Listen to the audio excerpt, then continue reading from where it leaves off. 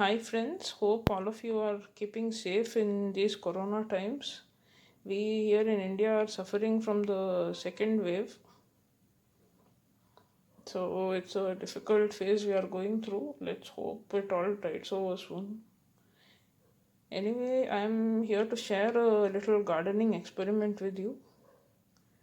All of you might be well aware of dragon fruits. I have always been fascinated by them, but I actually tasted my first dragon fruit just a few months back, and ever since, I've really wanted to try growing one myself. After a bit of research, I finally decided to try it out. So here is a dragon fruit. I am sorry it's already eaten. Just cut it up earlier this evening. These are the seeds that I collected from the dragon fruit and I washed and put them out to dry. Since it is summer here, they have already dried within a few hours. As you can see, they are quite clean and dry already. So most likely I'll be planting them tomorrow in this pot.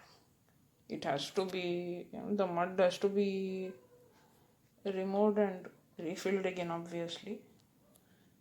But I'll be using that pot. Also, this is a little kind of experiment I'm doing. I collected the seeds in a tissue or napkin, whatever you might call it. I had actually done this before for a lime plant and they germinated as well in a few days. Of course, the seedlings died later when I replanted them. Maybe they were too delicate, but let's see how this turns out. As you can see the seeds through the paper. I'm keeping them. I did this yesterday, and I'm just keeping them soaked with a few drops of water. Not completely soaking the paper, but just a few drops. I'm excited to see how this turns out. Wish me luck. Stay safe.